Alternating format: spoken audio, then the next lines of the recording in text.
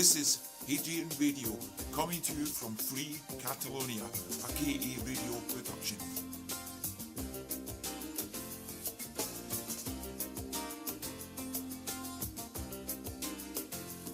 The language of education in Catalonia, it is and it will always be Catalan. That is why from Radio Hadrian, the radio of the Catalan independentist resistance, we want to denounce the 32 traitors that, pretending to be independentists, declared fakely twice independence in October 2017, and by doing that, they have allowed Spain to bring out this fake conflict about language at school. This is David Rabantos. This is chapter 36 of Radio Hadrian in its English version. We are growing in support here in Catalonia, and we are hoping to present lots of news in March, which will get us closer to get independence, denouncing and bringing down the deception called Catalan Process to Independence, which actually is run by Spain to make it impossible for us to get independence. We are preparing a documentary which will be called The Lie, which will use the lies that the Scottish people have suffered to make Catalans understand how our leaders everywhere, because they all work for the same system. It's a world system. It's a system based that nations like Scotland and Catalonia never get independence through the processes that are put before us. So today, before going to Catalonia, and out of respect to this wonderful KA radio and this wonderful Scotland that gives us the opportunity to tell the things to the Catalans that nobody in Catalonia can say. So thanks as always to KA Radio and to the person of Cheryl Scott. I want to summarize from a distance what my impressions on the Scottish process is, and then we'll tell you about the week in Catalonia. I have to say, Scotland has been very useful for me to understand the treason in Catalonia. We've mentioned before here in this program the importance of cognitive dissonance.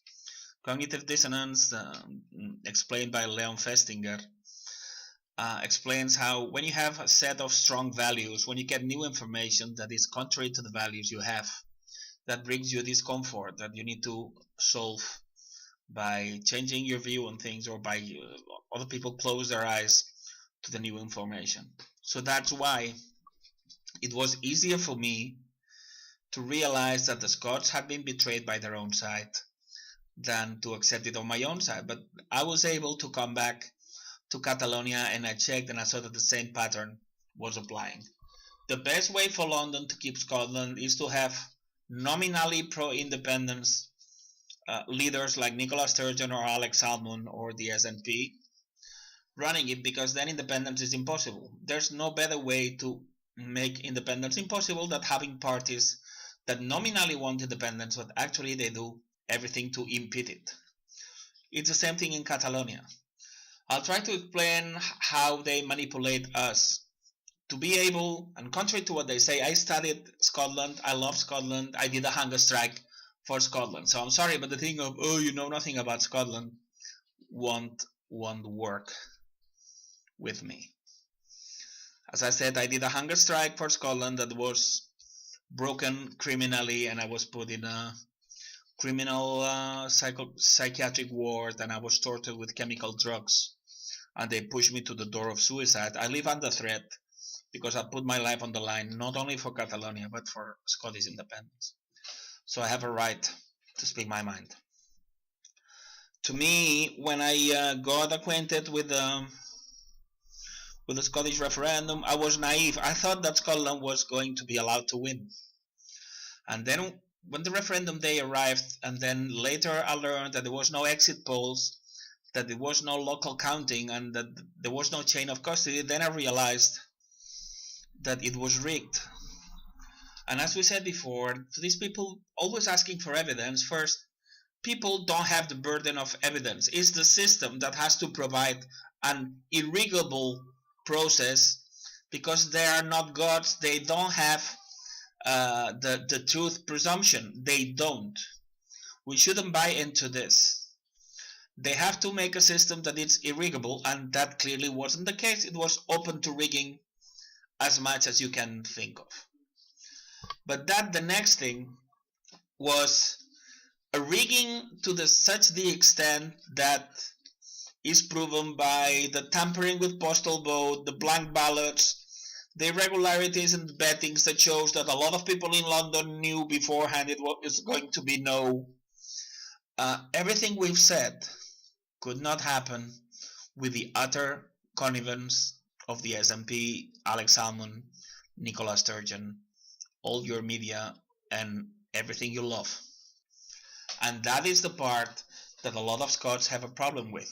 And that's so bad that it's like when you open a door and you know you're going to find something awful at the other side, you prefer not to open the door. A lot of Scottish prefer not to open the door to the Scottish referendum rigging because they know they're going to find the SNP, Nicola Sturgeon, Alex Salmond at the other side committing the rigging. So no need of proof in the sense that we only need presumption, which by the way is also proof. And we're talking politics, not law. So proof is for law, not for politics. Because they send us to war without any proof, isn't it? They say that somebody's a criminal and there we go, and they bomb away and they commit genocide based on flimsy assumptions. So how comes that they can commit genocide on flimsy assumptions, and us we need like super strong proof when we don't have access to the things that they do? So no, sorry, but no. The question is clear, and then I realized that why I became a threat to the UK was because there's three things that when put together in the same person make you a threat. You need the interest in an issue. Nowadays, media don't give us any piece of real information about anything that is relevant. So if you don't have an urge, if you don't have an interest, if you don't have the determination to find the information for yourself, you don't know anything about the world. You don't know anything about 9/11. You don't know anything about Barcelona attack. You don't know anything about all these attacks. You don't know anything about AIDS. You don't know anything about Ebola. You don't know anything about anything. Because all the official versions you get through mainstream media are lies. So first, you need the determination, the interest. Then you need the information and the intelligence to manage it. But then you need, and that's where almost the three things are impossible, and that's why it was such a lucky chance that I got interested in Scotland in relation to my own Catalan independence process. Because the three things fell on me. I'm not saying I'm not a special guy. I'm just talking of an accident. The accident happened that I got the determination to find the information, and I found that the referendum had been rigged. And I found that the SNP had to be part of it. And I had the, let's call it intelligence or information to put two and two together. But then the important thing is that I didn't have a shortcoming that I'm sorry to say, but most Scots suffer from, which is cognitive dissonance. I don't have any emotional link. I don't pay membership to the SNP. I haven't voted for any of them. I don't worship Nicola Sturgeon or Alex Salmond, so I can judge them based on facts. And the facts, anybody, but that's the question. We Catalans can judge better Nicola Sturgeon or Alex Salmond because we are not infatuated by them. We can be more objective. But then on the other hand, almost no Catalan knows anything about Scotland. So these three things that need to be together in the same person: determination that brings information, but is not tainted by emotional ties with the issue.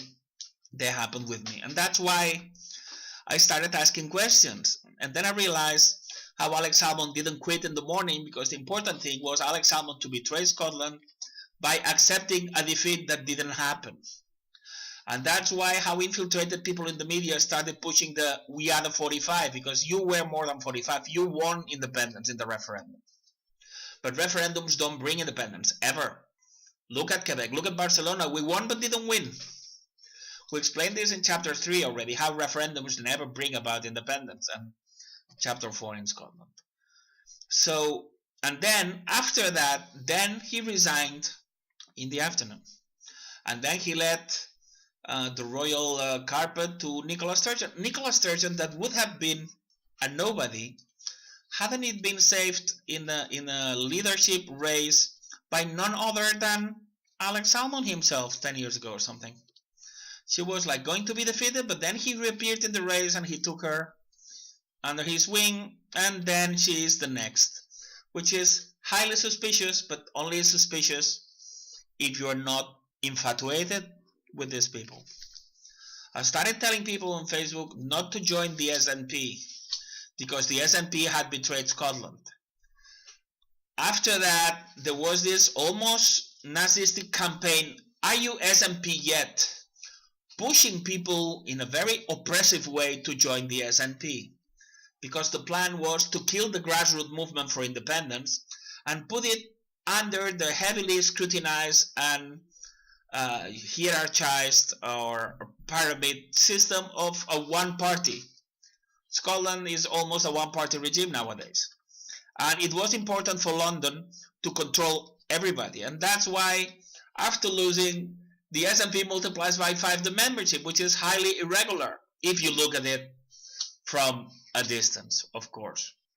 And what's more, you had English newspapers that should have been silencing the fact. We know that we live in people behave like sheep lots of times. So the last thing an English newspaper would be doing would be publishing the surge in numbers in the SNP, because by doing that, they're promoting that people join the SNP. Why should English newspapers be supporting the SNP? Well, basically because the SNP works for London. After that, we had this very, very pushy campaign for everybody to vote for the SNP because that was to defend independence. And then the SNP got 56 out of 59, but nothing was done about independence. And that's serious, because even Margaret Thatcher is deemed to have said, only thing you need to declare independence is to send a majority of Scottish members of Westminster that are for independence. So that means that either Margaret Thatcher was more for independence than the SNP, or else.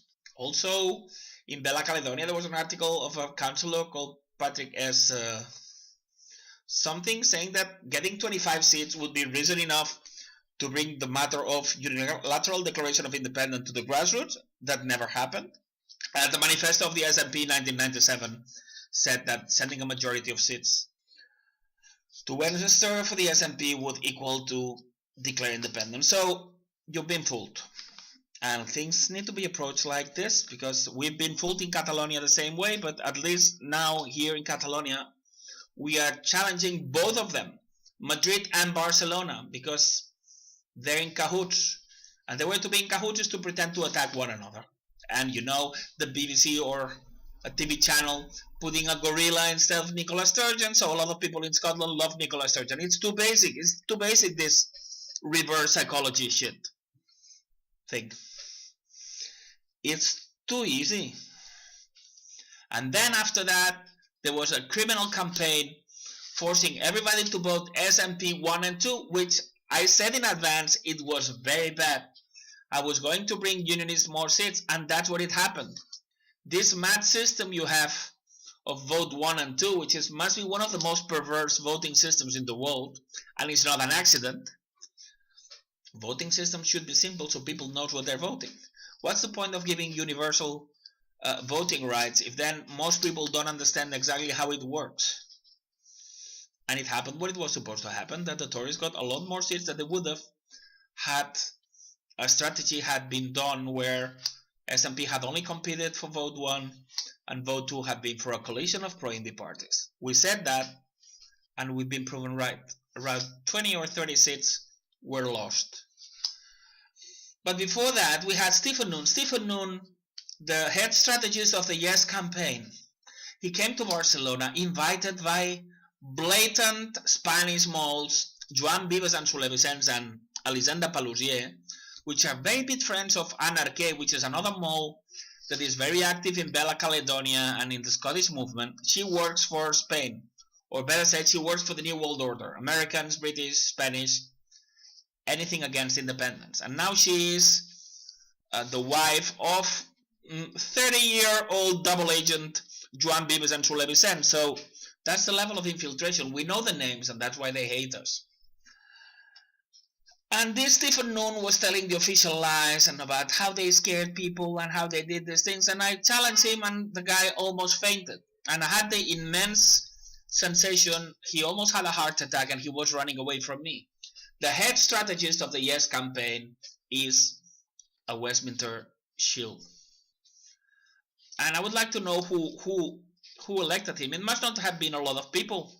Must have been Nicola Sturgeon and Alex Salmond and a few more people who handpicked this guy who blatantly works for the enemy. And then time goes on, and then 56 become 30 something, and then the majority is lost in Holyrood and the opportunity is gone.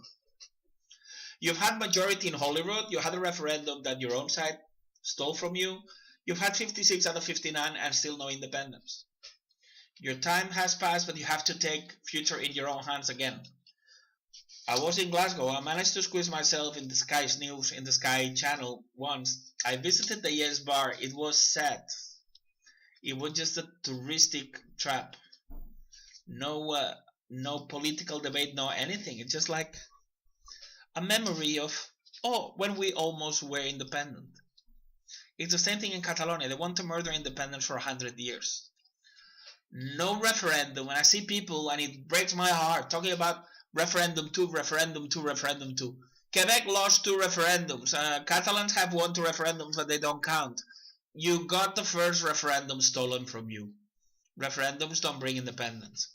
SNP is not only not the only way to independence, but is a sure way not to get independence.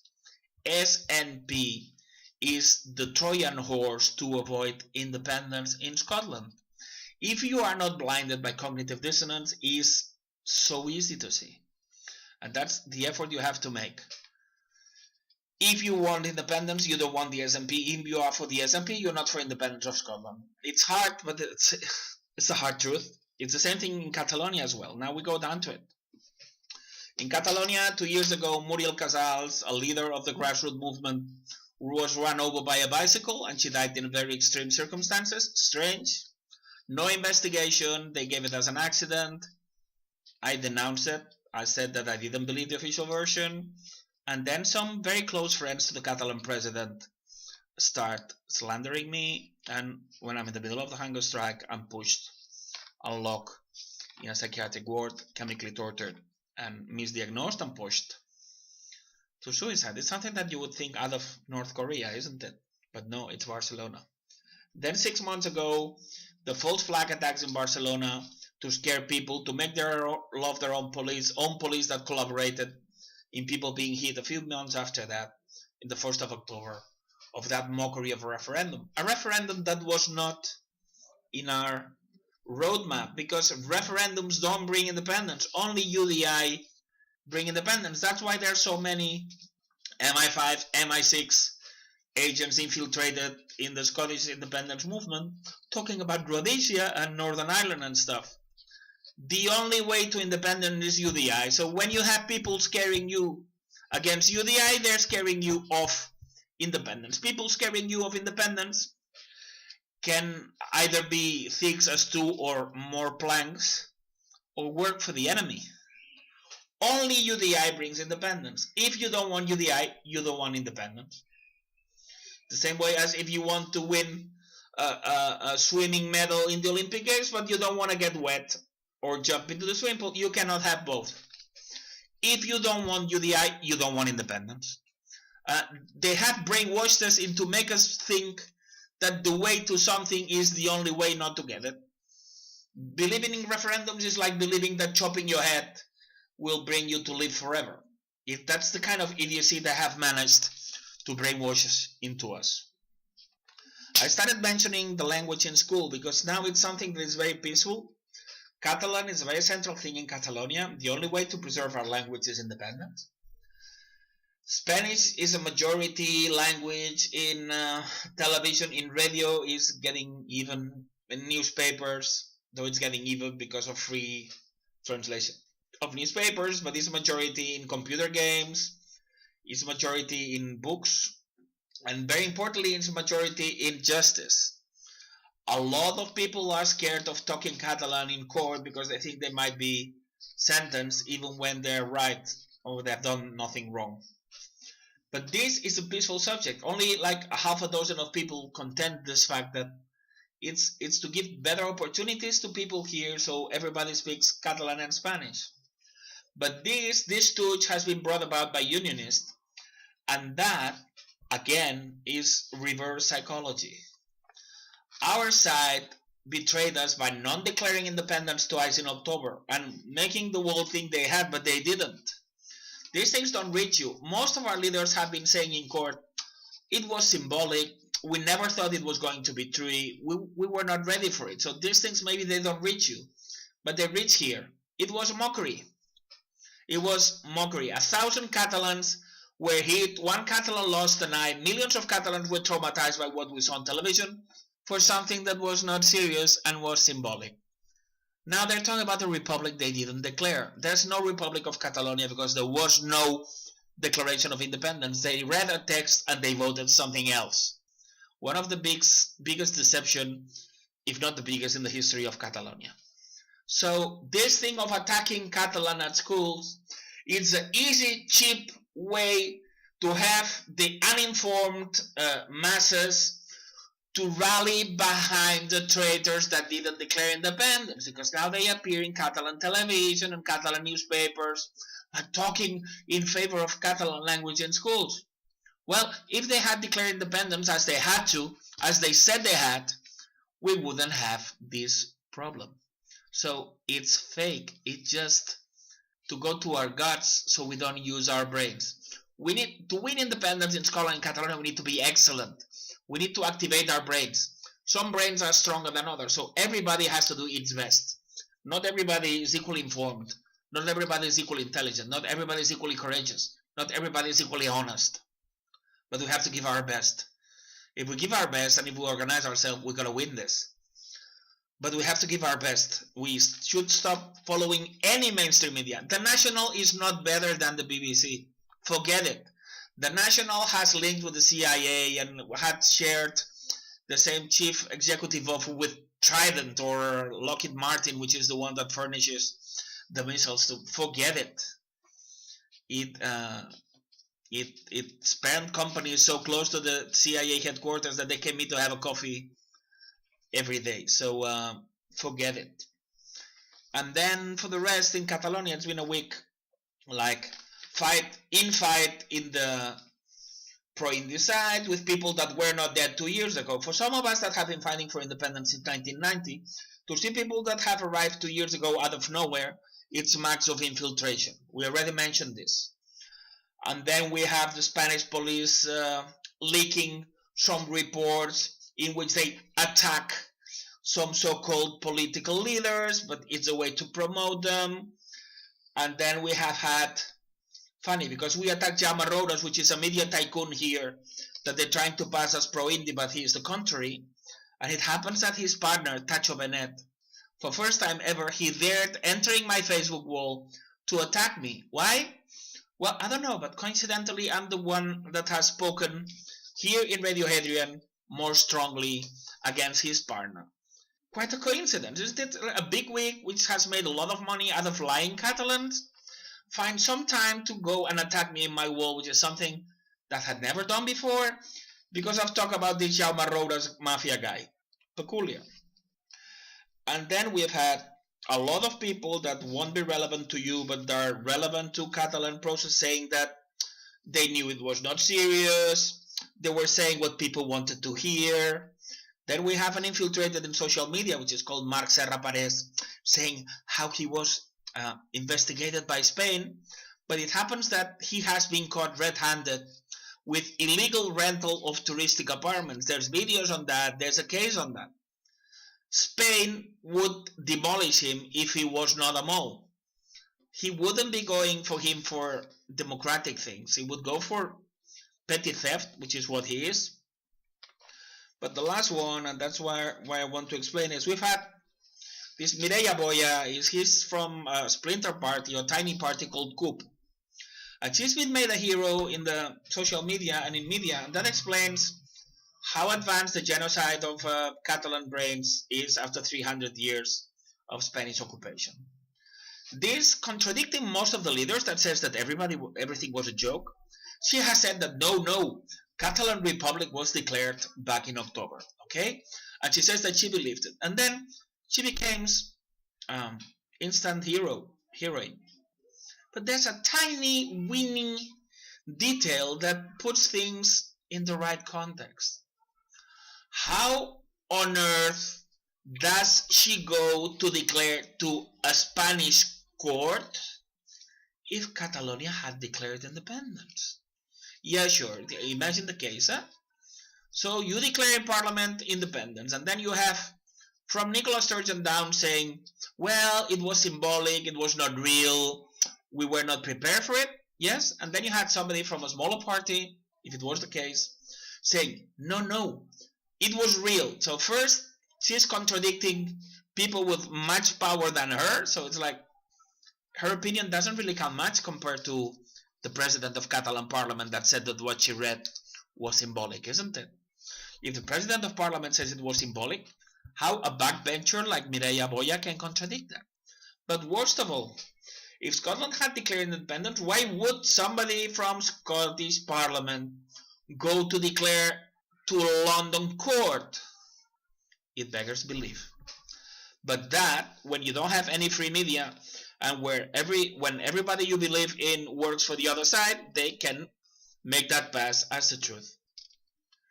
The most important thing for me, and I'll leave it at that, is we need to be able to look at both sides of a story, no matter how hard the other side is. When I started this fight, before I lost everything I lost along this fight the last 4 years, I believed in the official version of 9/11. I believe in the official version of 11th of March in Madrid, where they also said that some jihadists had put, but now it's not true. I believed in the official version of AIDS. Now I know it's a total setup. Nothing most people believe about AIDS is true. And I used to believe in the Catalan process as well. And now I know it's not true. Humans should differ from pets or farm animals in the capability of changing opinion, in the capability of analyzing things, the capability of saying, I was wrong, and changing minds. So nothing you get in media is true. Nothing is true. Find your own information, activate your brain, switch off television. One last reflection is, we've mentioned the Truman Show here, or Plato's Cave, or the Emperor's New Dress, this emperor that was naked. And sometimes, and it's sad, if it was another circumstance, we could only pity these people that don't want to see the truth, and with their lack of intelligence, or their cowardice, or their interest, or their lack of honesty, if they're only damaging themselves, we could let go. But these people, not very intelligent, very coward, very with interests that are dishonest, that want to cling to the fake Catalan or Scottish leaders, are betraying our dead people, and they're betraying the opportunities of our children, and they're killing independence. So I'm sorry, but we're not allowing these people to keep loving the SNP, because they're betraying Scotland by loving the SNP. When these people hear these programs, they say, oh, yeah, some of the things are true, but some of the others are not. And that's not acceptable. That's like saying, oh, yeah, I believe what he says about London, but I don't believe the part of the SNP. And that's because it's somebody who loves the SNP. So it's a way to say, like, in the Truman Show, if Truman said, like, yes, the guy I cannot put up with in jobs, or the guy who sells a newspaper, or the fishmonger, those guys are actors. But my wife and my best friend is not, because they wouldn't do that to me. That's so narrow-minded, and that's so suicidal. And that's the way we're not only losing independence, but we're losing a future for humankind. We're growing. We're going to win this. Guanyarem.